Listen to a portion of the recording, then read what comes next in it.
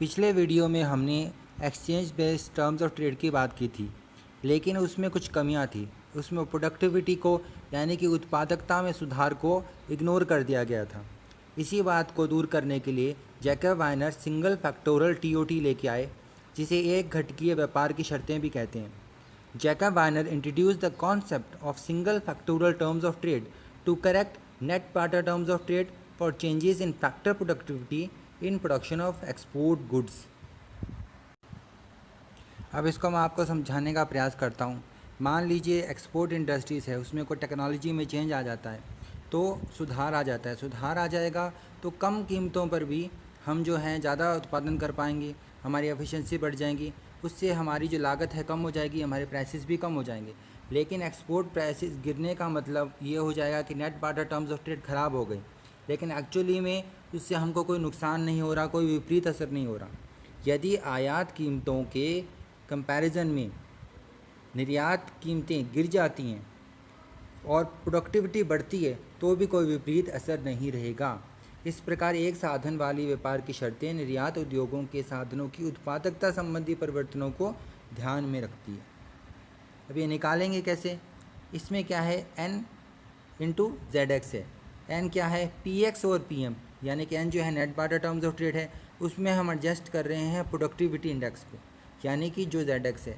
Z x यहाँ पे है एक्सपोर्ट प्रोडक्टिविटी इंडेक्स कह सकते हैं आप इसको, productivity efficiency in export industry कह सकते हैं, यानी कि निर्यातों की उत्पादकता का एक सूचकांक है।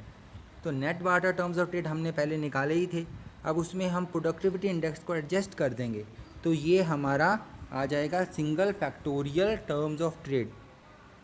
तो जो प्रोडक्टिविटी को इग्नोर कर दिया था, अब हम उसकी एक एडजस्टमेंट यहाँ पे कर रहे हैं, ताकि अगर एक्सपोर्ट प्राइसेस हमारी गिरती भी हैं तो भी ओवरऑल जो हमारे जो टर्म्स ऑफ ट्रेड इम्प्रूव होते हैं, इस बात को दर्शाने का प्रयास यहाँ पे किया जाता है। थोड़ा यहाँ पे आप ध्यान दें कि एस जो है अगर इम्प्रूव होता है तो हो सकता है कि एन जो है ख़राब हो रहा हो। अगर एस में इम्प्रूवमेंट है तो एन यानी कि नेट बार्टर टर्म्स ट्रेड ख़राब हो रहा हो, लेकिन इसका मतलब ये बिल्कुल नहीं है कि टर्म्स ऑफ ट्रेड ख़राब हो गए हैं। ये कहता है कि एक्सपोर्ट इंडस्ट्रीज़ की एफिशिएंसी में, उसकी उत्पादकता में एक सुधार रहा है, इसकी वजह से एक्सपोर्ट प्राइसेस गिरे हैं। तो ये एक अच्छी चीज़ ही मान के चल रहे हैं यहाँ पे। अब इसके एडवांटेजेस हैं, कुछ एडवांटेजेस ये हैं कि एक साइंटिफिक चीज़ है और एक रिप्रेजेंटेटिव चीज़ है, लेकिन इसके अब डिसएडवांटेजेस भी हैं। ये जो प्रोडक्शन का डाटा है, ये प्रोडक्टिविटी इंडेक्स इसके अंदर जो निकाला गया है और जिसको हम एडजस्ट कर रहे हैं net barter terms of trade में, इसको निकालना बहुत मुश्किल है।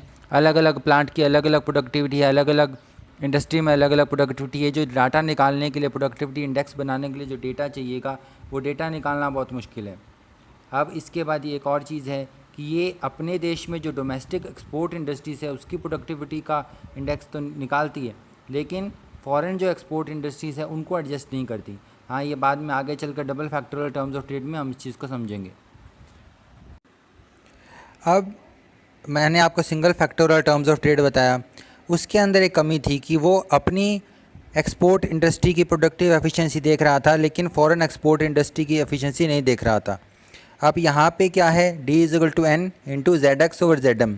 तो जेड एक्स हमारी एक्सपोर्ट प्रोडक्टिविटी इंडेक्स आ गया, जेड एम हमारा इंपोर्ट प्रोडक्टिविटी इंडेक्स आ गया। अब जो हमारा इंपोर्ट प्रोडक्टिविटी इंडेक्स है वो एक्चुअली फॉरेन इंडस्ट्रीज़ का, यानी कि विदेशों की एक्सपोर्ट इंडस्ट्रीज़ का ही इंडेक्स है, क्योंकि उनकी एक्सपोर्ट्स ही हमारे इंपोर्ट्स हैं। तो यहाँ पर हम net barter terms of trade को एडजस्ट करेंगे एक्सपोर्ट इंडस्ट्री, हमारी एक्सपोर्ट इंडस्ट्री के इंडेक्स से, और फिर दूसरों की जो एक्सपोर्ट इंडस्ट्री है उसके इंडेक्स से उसको कंपैरिजन करने का प्रयास किया गया है यहाँ पे। यानी कि अगर डी में वृद्धि होती है तो मतलब निर्यात उत्पादन में प्रयुक्त रिसोर्सेज की एक यूनिट के बदले आयात उत्पादन में प्रयुक्त विदेशी साधनों की अधिक इकाइयाँ प्राप्त की जा सकती हैं। So we can say that productive efficiency of the factors producing exports has increased relatively तुलना में to the factors producing imports in the other country। तो इसमें क्या है, अपनी ही नहीं दूसरों की भी एक्सपोर्ट इंडस्ट्री की एफिशिएंसी या प्रोडक्टिविटी में जो इंक्रीज़ है उसको तुलनात्मक रूप में देखा है कि हमारी और उनकी किस प्रकार से स्टैंड करती है एक दूसरे के खिलाफ, फिर हमारे टर्म्स ऑफ ट्रेड कितने इम्प्रूव हुए हैं। तो ये double factorial terms of trade प्रयास करता है जानने का। takes into account the change in factor productivity both in the domestic export industries and export industries of the foreign countries. तो उनके एक्सपोर्ट्स हमारे इम्पोर्ट्स हैं, इसीलिए ZM हम यहाँ पे यूज़ कर रहे हैं। अब उसके बाद एक सवाल उठता है कि ये जो हमारे एक्सपोर्ट्स बढ़ रहे हैं, तो एक्सपोर्ट्स में जो रिसोर्सेज जाती हैं वो दूसरी इंडस्ट्रीज से डाइवर्ट होकर जा रही हैं। अगर तो मान लीजिए एग्रीकल्चर सेक्टर में प्रोडक्शन करना है, इंडस्ट्रियल सेक्टर में इंक्रीज़ करना है, ये सब चीज़ें करनी हैं, तो इनकी रिसोर्सेज डाइवर्ट करके हम एक्सपोर्ट इंडस्ट्रीज़ को प्रमोट कर रहे हैं। तो उसमें हमारी कुछ रियल कॉस्ट जाएंगी। ये मैंने आपको जब पहले बताया था net barter terms of trade, gross barter terms of trade, income terms of trade, तब भी मैंने इनकम टर्म्स ऑफ ट्रेड के अंदर आपको ये चीज़ नोटिस में लेके आई थी लिमिटेशंस के अंदर। तब उसकी बात जब अगर की जाए तो ये जैकब वायरन ने इंट्रोड्यूस किया था कॉन्सेप्ट मेजर करने के लिए actual gains from international trade. ये एक वेलफेयर ओरिएंटेड कॉन्सेप्ट है। मान लीजिए the increase production of export goods require diversion of resources from other sectors to export sector. तो amount of utility sacrificed to produce those experts are real cost of producing exports. तो उनकी जो real cost है, मान लीजिए अगर आप export कर भी रहे हैं तो कुछ और भी तो कंज्यूम वो कर रहा होगा ना साधन। वो जो साधन है वो किसी और इंडस्ट्रीज़ में हम यूज़ कर सकते थे, तो वहाँ से ला के हम एक्सपोर्ट्स बढ़ा रहे हैं, तो उस डिसयूटिलिटी को भी हमको ध्यान में रखना है। तो इसमें क्या करते हैं हम, single factorial terms of trade को यानी कि N इंटू ZX को एडजस्ट करते हैं उस डिसयूटिलिटी से, और फिर हमारा आ जाता है real cost terms of trade. इसका नाम ही रियल कॉस्ट है, यानी कि हमारे जो एक्सपोर्ट सेक्टर को बढ़ावा देने के लिए हम अपने कुछ और रिसोर्सेज औरों से डाइवर्ट करके यहाँ यूज़ कर रहे हैं, उसका एडजस्टमेंट करके फिर हमारे असली जो हैं टर्म्स ऑफ ट्रेड आएंगे, उसको निकालने का प्रयास यहाँ पे इस तरीके से किया जाता है। एक इंडेक्स बनाया जाता है, इंडेक्स ऑफ डिसयूटिलिटी। तो ये एक तरह का वेलफेयर ओरिएंटेड कॉन्सेप्ट है जो रियल गेंस को मेजर करने का प्रयास कर। अब इसकी भी कुछ लिमिटेशंस हैं।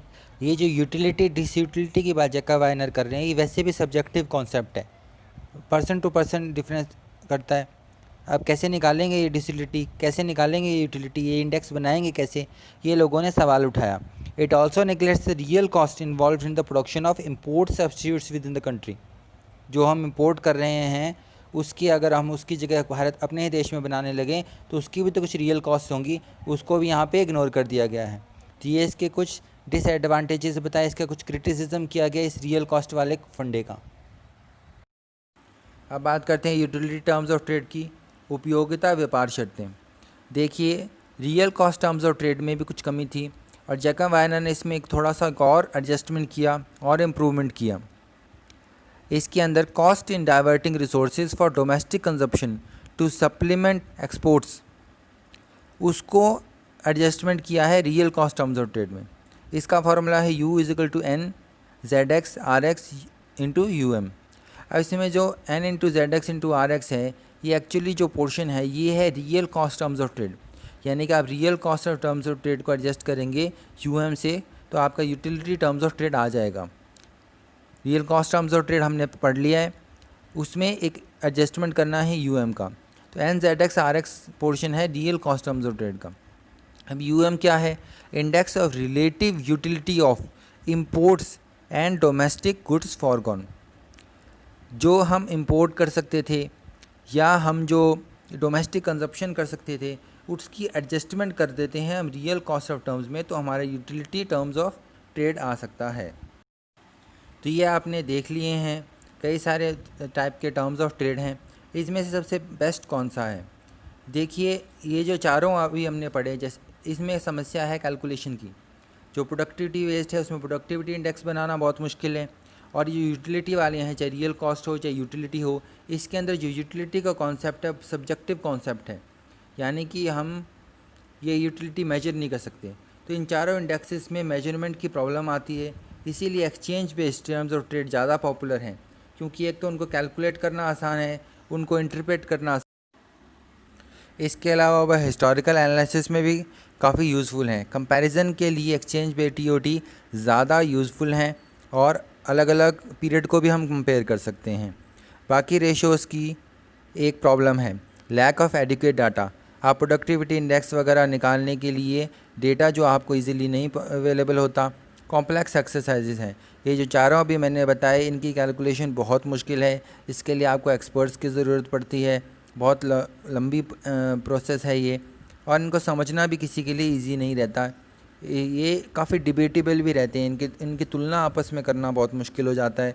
अगर हम अलग अलग देशों के इंडेक्सेस देखें तो भी तुलना जो है करनी बहुत मुश्किल हो जाती है। अपने आप में कुछ ये वेग कॉन्सेप्ट हैं, यानी कि आपने एक कॉन्सेप्ट लेके आए, फिर आपने उसमें कुछ नई एडजस्टमेंट कर दी। स्पेसिफिकली यूटिलिटी तो बिल्कुल ही मतलब एक सब्जेक्टिव कॉन्सेप्ट है जिसको मेजर करना नामुमकिन है। इन सभी टाइप के टर्म्स ऑफ ट्रेड में सबसे ज़्यादा पॉपुलर रहा है मेजरमेंट के लिए net barter terms of trade. शुद्ध वस्तु विनिमय व्यापार की शर्तें सबसे ज़्यादा सरल और सबसे ज़्यादा उपयोगी माना गया है, और ज़्यादातर अर्थशास्त्री आज भी इस पुरानी पद्धति को ही ज़्यादा अच्छा मानते हैं। कुछ इनकम टर्म्स ऑफ ट्रेड को भी महत्व देते हैं, लेकिन ये जो उसके बाद में चारों इम्प्रूवमेंट्स आए, ये पढ़ने के लिए या थ्योरेटिकली तो काफ़ी अच्छे हैं, लेकिन इनकी प्रैक्टिकल इम्पोर्टेंस बहुत कम है।